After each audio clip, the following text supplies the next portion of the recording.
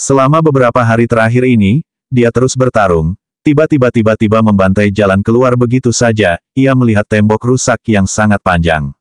Area yang rusak itu penuh dengan pola. Ada energi misterius yang berputar-putar. Dia dengan hati-hati memeriksanya. Dia merasa seperti itu adalah senjata tajam yang membelah dinding ini, karena bagian yang patah sangat halus. Dia mengangkat kepalanya dan tiba-tiba melihat sesuatu mengambang di dalam bintik simbol. Ada sepotong tulang beberapa ratus zang di atas yang berkilauan dengan cahaya. Si Hao melompat ke udara. Dia dengan cepat bergegas, dan setelah merasakannya, dia menemukan bahwa itu tidak melepaskan fluktuasi apapun. Alasan itu melayang di udara sepenuhnya karena simbol yang mengalir keluar dari dinding yang rusak. Dia mengambilnya di tangannya dan dengan hati-hati memeriksanya. Ada beberapa simbol yang tidak jelas di permukaannya. Si Hao mencoba mengidentifikasinya. Akhirnya, dia melihat polanya. Dia menggambar garis dengan tangannya di kekosongan, dan kemudian dia terkejut. Mungkinkah ini sepotong tulang dari tempat itu? Ini terkait dengan aula tertinggi. Dia terbang tinggi ke langit untuk melihat ke tempat ini. Dia ingin mencari tempat ini sedikit lebih teliti. Simbol-simbol ini cukup istimewa, seperti formasi transportasi super, batu pemogokan surgawi tiba-tiba berbicara. Dia melihat ujung lain dari dinding yang rusak dan pergi untuk melihatnya. Beberapa gerbang batu di sini rusak, jelas mengalami beberapa jenis dampak yang kuat. Ada fluktuasi energi yang kuat yang merobek kekosongan. Ada juga energi kacau di sini. Dewa yang kuat mungkin menghancurkan tembok dewa dan iblis ini. Batu pemogokan surgawi sampai pada kesimpulan ini setelah mengamati tempat ini, mereka perlu melihat lebih dalam lagi.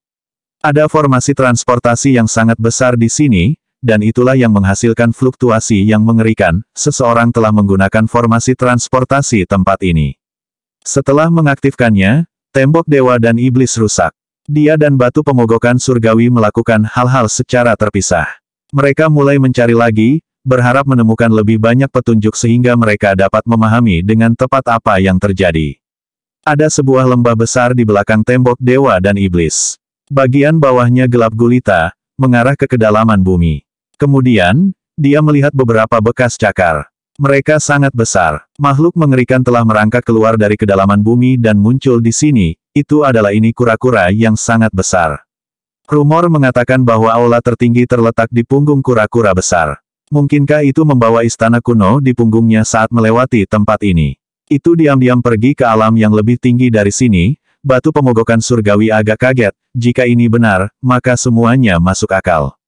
Terlepas dari apakah itu kura-kura besar atau aula makhluk agung, ingin pergi ketika jalan surgawi terputus pasti akan membutuhkan energi yang luar biasa besar. Si Hao penuh penyesalan. Dia benar-benar melewatkan kesempatan ini. Si Hao mengangkat kepalanya ke arah langit dan menghela nafas. Mengapa pergi ke alam yang lebih tinggi begitu sulit? Tiba-tiba batu mencolok surgawi tiba-tiba dipindahkan. Itu terbang ke sisi dinding yang rusak dan melihat sekeliling. Itu menunjukkan ekspresi terkejut dan berkata, tembok ini adalah surga yang menentang. Itu bisa menutup dengan sendirinya. Ketika si Hao mendengar ini, dia berjalan ke depan dan merasakan simbol formasi itu. Sepertinya benar-benar ada kekuatan aneh yang berputar-putar. Si Hao mengeluarkan murid ganda sehingga dia bisa melihatnya lebih hati-hati. Dia memperhatikan bahwa itu benar-benar perlahan pulih. Batu pemogokan surgawi adalah ahli formasi. Setelah menganalisisnya sedikit, sampai pada kesimpulan bahwa perlu beberapa hari untuk memulihkan dirinya sendiri. Namun, komponen bagian dalam yang rumit mungkin membutuhkan waktu lebih lama untuk pulih. Ini berarti bahwa jika si Hao ingin pergi, dia mungkin harus menunggu lebih dari 10 tahun, atau bahkan lebih dari 20 tahun. Pada akhirnya, si Hao membawa sepotong tulang bersamanya dan meninggalkan tempat ini. Jalan ini terputus. Dia memasuki alam dewa kekosongan dan menemukan kakek burung dan penatua koin. Dia ingin mendapatkan beberapa petunjuk dari mereka, karena dia benar-benar tidak punya cara lain. Apa yang agak tidak terduga adalah bahwa kedua tetua itu cukup kooperatif. Mereka tidak mencoba memerasnya dan malah dengan hati-hati memikirkan diri mereka sendiri sebelum memberinya beberapa saran. Di alam bawah, ada beberapa klan yang dulunya sangat kuat, tetapi kemudian menurun dan menghilang. Seseorang dapat mencoba metode ini dan mengunjungi reruntuhannya. Mungkin si Hao dapat menemukan beberapa formasi transportasi kuno dengan cara ini. Si Hao telah menjelajahi semua kekuatan yang masih kuat dan berkembang di zaman sekarang. Formasi transportasi mereka telah lama digunakan. Mereka memperhatikan bahwa klan yang memenuhi persyaratan ini benar-benar tidak banyak. Mereka menyebutkan 3 yang utama. Klan pertama yang disebutkan terdengar familiar, yang disebut klan awan. Tempat mereka tinggal dikenal sebagai Cloud Sky Palace. Awalnya, klan yang disebutkan para tetua cukup sulit ditemukan, tetapi sekarang, Si Hao tahu lokasi tersembunyi salah satu dari mereka, membuatnya terlihat sedih. Dia pergi dan langsung menuju lokasi lama Desa Batu, mencari di sekitar tempat ini. Di tempat ini, dia menemukan kota yang tidak bisa dianggap sekecil itu. Wilayah ini telah dihancurkan sebelumnya, dan baru belakangan ini vitalitasnya pulih. Ini bukan orang asing. Master Sekte secara tak terduga adalah Zisan Hou, dan roh penjaga kota adalah Serigala Emas. Saat itu, ada banyak klan kuat yang menentang Desa Batu.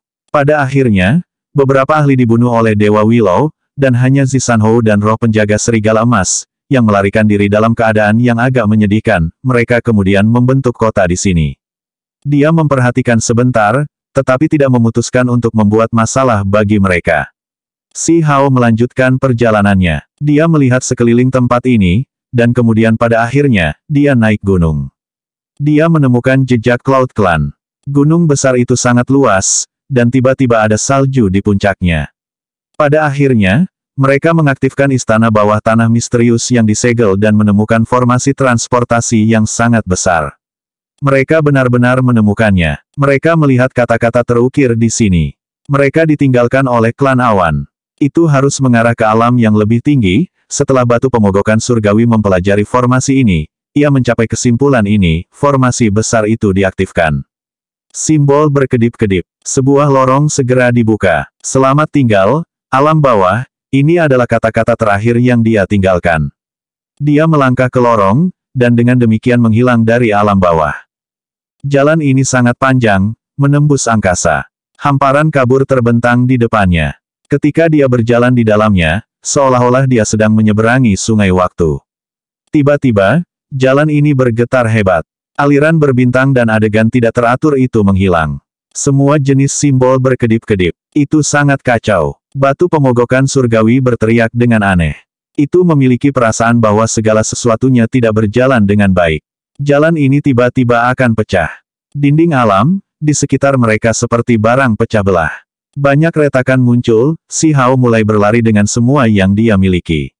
Sepasang sayap Kunpeng muncul di belakangnya, dan saat mereka bergerak, mereka meningkatkan kecepatannya ke puncak saat dia melakukan perjalanan di jalan yang rusak ini.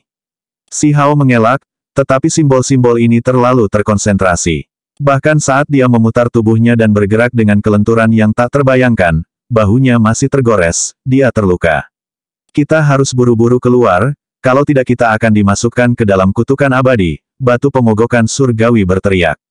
Retakan di lorong kosong menjadi semakin banyak, seolah-olah akan runtuh. Ini jelas merupakan hasil dari hancurnya formasi transportasi alam bawah. Ini adalah pemutusan jalan surgawi, alasan mendasar mengapa formasi transportasi pecah. Formasi besar, selama itu digunakan sekali, akan dihancurkan. Kekuatan misterius simbol-simbol itu mengerikan. Itu menjadi lebih berbahaya. Si Hao melewatinya dengan susah payah. Hampir sampai. Hanya ada jarak pendek dari pintu keluar. Kita hampir berada di alam yang lebih tinggi, kata batu pemogokan surgawi. Namun, tepat pada saat itu, sebuah ledakan terdengar. Kekosongan menjadi tidak stabil, dan kemudian dengan cepat terbelah. Semua jenis simbol meletus. Situasinya sekarang sangat buruk. Retakan besar muncul di kehampaan. Si Hao menghindari potongan retakan besar itu. Dia membuka kotak perunggu berharga dan dengan cepat memasukinya. Dia mengaduk-aduk potongan perunggu itu untuk melewati hamparan simbol ini. Ledakan kuat terdengar. Kotak perunggu berharga terbelah, beberapa simbol bergegas masuk dengan semua jenis cahaya. Itu sangat menakutkan. Si Hao mengeluarkan kuali batu itu, dia menutupi tubuhnya dengan itu. Serangan kuat menghantam kuali. Banyak retakan muncul di kuali ini, dan mereka dengan cepat meluas keluar. Mereka tampak seperti berada di ambang ledakan. Si Hao tenggelam dalam situasi kritis. Dia mengambil alu iblis dan menggunakan ini untuk melindungi dirinya sendiri. Kuali yang rusak terbang ke lorong yang rusak, menabrak bumi yang besar. Kuali surgawi hancur berantakan, mengirimkan energi yang kuat mengalir ke segala arah. Di sekitarnya, sebuah gunung pendek runtuh dan batu-batu besar berjatuhan. Semua jenis pohon patah. Sebuah kawah besar muncul di tempat ini. Di dasar lubang ada hamparan besar darah. Si Hao berbaring di sana, tubuhnya berputar dengan cara yang agak tidak normal. Dia telah menderita cedera yang cukup parah. Banyak tulangnya yang patah, batu itu juga ada beberapa retakan di tubuhnya sekarang. Si Hao membuka matanya dengan susah payah. Seluruh tubuhnya terasa sakit. Gerakan sekecil apapun akan menyebabkan kekuatan suci mengalir keluar secara acak dan mengirim darah keluar dari tubuhnya. Luka-lukanya terlalu parah. Aku selamat, dia berkata dengan lemah. Dia tidak peduli tentang segala sesuatu yang lain sekarang. Mampu bertahan sudah cukup bagus dan layak untuk disyukuri. Sebuah wadah jatuh dari dadanya. Itu penuh dengan udara dingin. Justru wadah es surgawi yang menyegel kaisar kupu-kupu di masa lalu. Itu benar-benar tidak rusak. Sedikit cahaya keemasan keluar, dan kupu-kupu kaisar muncul. Apakah kita berakhir di alam yang lebih tinggi, atau apakah kita gagal dan mendarat di alam yang lebih rendah? Si Hao bertanya pada dirinya sendiri. Dia mengatupkan giginya, mengedarkan kekuatan sucinya untuk memulihkan tubuhnya. Dia menyatukan semua tulangnya yang patah dan menghentikan pendarahan. Hanya setelah menyelesaikan tugas-tugas ini dia duduk dengan susah payah. Dia diam-diam merasakan sekelilingnya, menemukan bahwa esensi spiritual di sini sangat kaya, terus mengalir ke dalam tubuhnya. Gunung-gunung di dekatnya sangat indah. Air terjun bersinar terang dan kabut melayang. Ini harus menjadi alam yang lebih tinggi, dia mencapai kesimpulan ini, karena tidak mungkin alam bawah memiliki esensi spiritual sebanyak ini. Batu pemogokan surgawi juga cukup bersemangat. Setelah begitu banyak kesulitan, mereka akhirnya tiba melalui jalan surgawi. Kupu-kupu kaisar menyebarkan sayapnya yang cerah. Itu membungkus alu iblis dalam simbol dan membawanya kembali. Samar-samar si Hao bisa merasakan perasaan menyesakkan. Tekanan hukum alam yang tak terlukiskan menimpanya. Apakah ini hukum alam langit dan bumi yang lengkap, alam bawah kurang, hukum alamnya tidak lengkap. Namun, tempat ini berbeda, si Hao segera merasakan transformasi. Setelah beristirahat selama 1 jam, si Hao berhasil berdiri.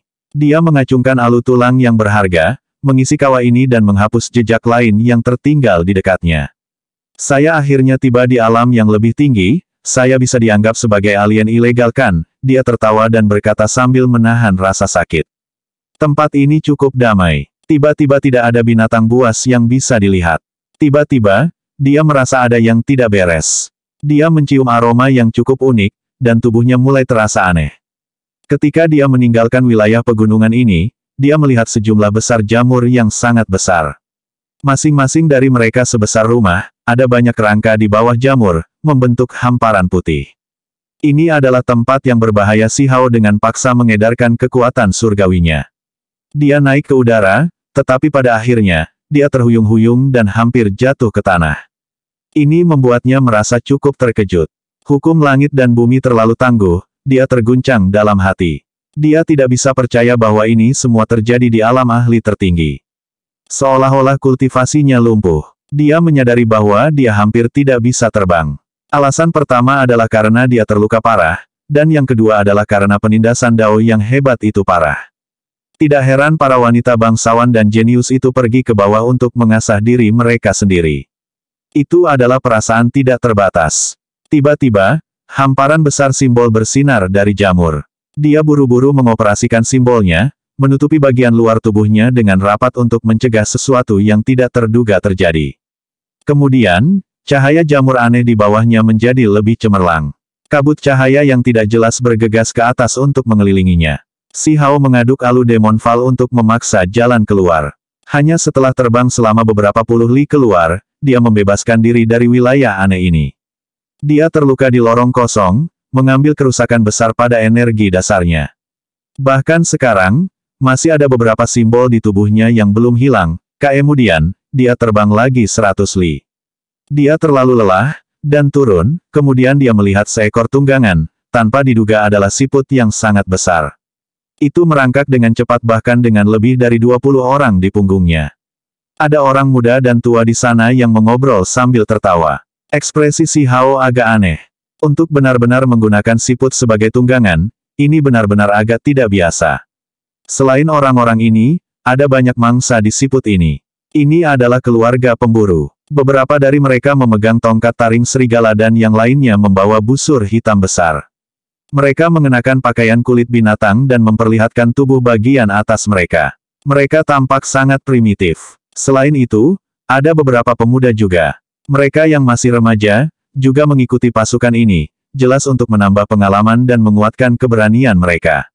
Ada seseorang di sana yang tampaknya terluka, seorang anak berteriak. Semua orang menoleh. Saat ini, Si Hao sedang berbaring di atas sepotong batu biru. Ada darah mengalir dari setiap bagian tubuhnya, membuatnya tampak agak menyedihkan. Lukanya tidak ringan. Mari kita bawa dia kembali ke desa dan rawat dia. Seorang parubaya melompat dari siput dan dengan cepat berlari. Si Hao tergerak. Pengetahuannya terhadap alam yang lebih tinggi terbatas, jadi mungkin dia harus mengikuti orang-orang ini kembali dan perlahan memahami situasinya. Siput ini sangat besar, itu dengan mudah membawa lebih dari 20 orang, serta gajah besar, harimau ganas, ular besar, dan mangsa lainnya. Ini membuat Si Hao merasa agak terdiam. Alam yang lebih tinggi benar-benar aneh. Rumah tangga pemburu ini semuanya bermarga Vermilion, berasal dari desa Vermilion. Mereka baru saja kembali dari perburuan yang menguntungkan di pegunungan, segera setelah itu, Si Hao mengerti mengapa mereka bermarga Vermilion. Itu karena roh penjaga mereka. Desa ini cukup besar dengan lebih dari 1000 anggota. Ada jaring laba-laba besar di depan desa yang berwarna perak dan cemerlang. Seekor laba-laba besar merangkak di atasnya, ini adalah roh penjaga desa Vermilion. Itu melindungi lebih dari 1000 anggota keluarga. Biasanya, itu tidak bergerak dari web dan diam-diam berkultivasi. Jaring laba-laba menghubungkan dua gunung berbatu di depan desa, membentuk jaring pelindung. Laba-laba ini seluruhnya berwarna putih keperakan dan sudah mencapai alam transformasi spiritual.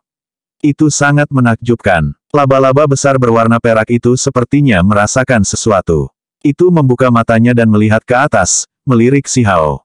Seluruh tubuhnya memancarkan cahaya. Kemudian, mulai berkultivasi lagi.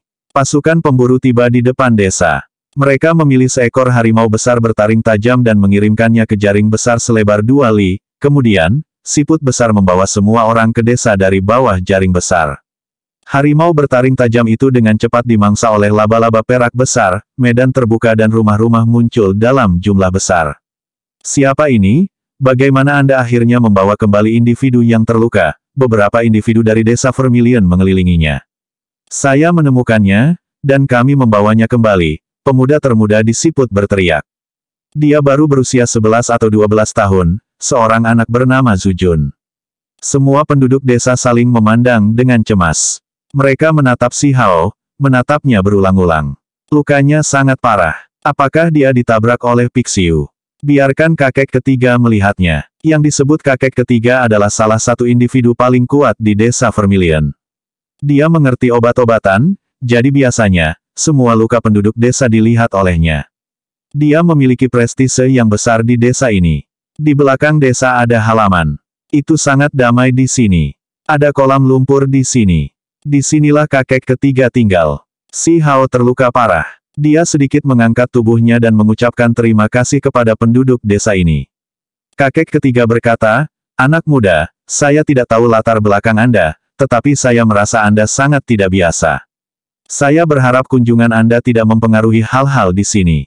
Ketika ada orang yang relatif lebih sedikit, Si Hao dengan bijaksana menyatakan bahwa dia tidak memerlukan perawatan kakek ketiga dan bahwa dia dapat pulih sendiri. Dia hanya ingin tinggal di sini untuk jangka waktu tertentu. Kakek ketiga mengangguk dan membuat beberapa ruangan di halaman. Ada 3000 provinsi di dunia ini, inilah yang dipelajari Si Hao dari pemuda itu, dia memutuskan untuk tinggal di sini. Itu segera membuatnya agak terpana. Jika area tak berpenghuni misterius yang lebih besar ditambahkan bersama-sama, itu tidak terbayangkan. 3000 provinsi adalah pepatah lama. Adapun berapa banyak provinsi sebenarnya, kami tidak dapat mengatakan dengan jelas. Bahkan tokoh-tokoh hebat itu pun tidak bisa memastikannya, kata kakek ketiga. Bagaimanapun, alam yang lebih tinggi terlalu luas. Wilayahnya tak terbatas tanpa batas. Justru karena sangat besar sehingga mampu menghasilkan banyak ahli. Si Hao merasa lega. Sebuah provinsi sudah beberapa kali lebih besar dari gabungan 8 wilayah alam bawah, sehingga tanah provinsi secara alami dapat menghasilkan bakat surgawi dan jenius yang menakutkan. Pada hari-hari berikutnya, si Hao menyesuaikan tubuhnya yang terluka dan perlahan pulih. Pada saat yang sama, dia mempelajari dao besar dunia ini, bersiap untuk menyelesaikan hukum alam tubuhnya. Metode yang paling efektif adalah kelahiran kembali, membiarkan dirinya berubah dan menjadi lengkap. Namun, proses ini pasti akan penuh dengan penderitaan. Dia perlu mematahkan semua tulang tubuhnya dan menukar darahnya. Itu akan menjadi proses yang berbahaya. Dia telah membuat banyak persiapan. Metode kelahiran kembali gunung abadi dan teknik lainnya adalah hal-hal yang telah dia pahami sejak lama. Selain itu, ia memiliki teknik kelahiran kembali burung vermilion negara api, serta bahkan metode kelahiran kembali terkait Phoenix wanita bangsawan Hong Huang ras dari alam yang lebih tinggi. Batu pemogokan surgawi memasuki keadaan tertidur, karena setelah mendaki jalan surgawi, ia mengalami banyak retakan akibat ledakan besar. Itu perlu perlahan pulih dan bergabung kembali. Beberapa hari berlalu, pemahaman si Hao tentang hukum dan dao dunia ini menjadi lebih mendalam. Dia tahu apa yang harus dia lakukan. Dia bersiap untuk mengisi kembali hukum alam tubuhnya dan melakukan kelahiran kembali.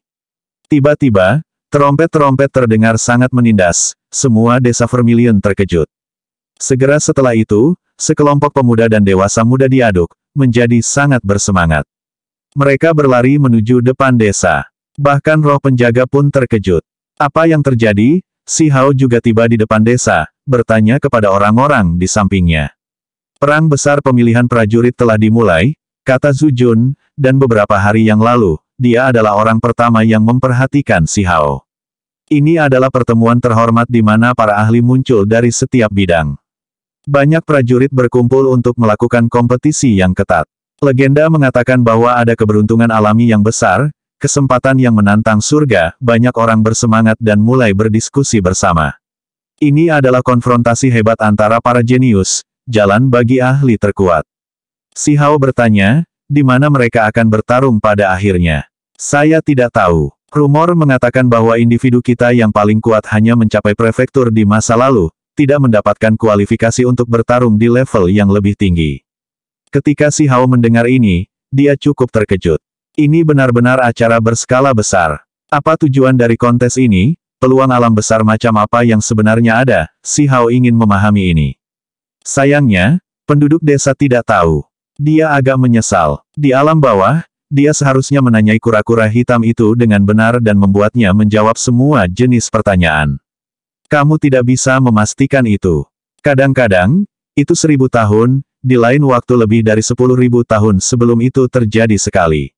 Si Hao terkejut. Itu benar-benar kesempatan besar. Adik laki-lakinya, Yu Chan, penyihir, dan yang lainnya, serta bakat luar biasa dan jenius surgawi semuanya akan berpartisipasi. Pada saat itu akan menjadi konfrontasi hebat antara para jenius. Si Hao kembali ke tempat tinggalnya dan memulai semua jenis persiapan. Jika dia ingin menjalani kelahiran kembali, dia membutuhkan semua jenis bagian yang cocok. Terlepas dari teknik kelahiran kembali, ia juga ingin membentuk kolam kelahiran kembali untuk menyehatkan tubuhnya dan memungkinkannya menjalani transformasi yang lebih baik lagi. Semuanya harus dilakukan dengan sempurna. 10 lorong surgawi si Hao bersinar. Sebuah kantong kulit binatang turun. Setelah dibuka, cahaya berharga berkelap-kelip dan esensi spiritual melonjak. Ada banyak obat-obatan tua, biji langka, serangga spiritual, dan hal-hal lain. Ini adalah hal-hal yang si Hao bawa dari alam bawah dengan tepat untuk menyelesaikan kelahirannya kembali dan cepat. Si Hao mengatur formasi di belakang desa Vermilion, dan kemudian dia mulai membentuk kolam kelahiran kembali dan menyaring semua jenis cairan obat. Dia bersiap untuk melakukan transformasi untuk dirinya sendiri. Rumput bintang, lotus iblis hitam, anggur naga banjir merah, tubuh batu giok salju, dan hal-hal lain disempurnakan. Mereka dilemparkan ke dalam kolam. Cairan itu berkilauan dan bergelombang dengan cahaya surgawi.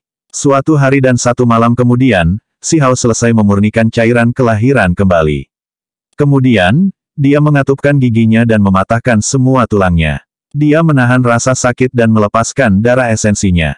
Dia duduk di dalam kolam kelahiran kembali dan mulai mengalami transformasi.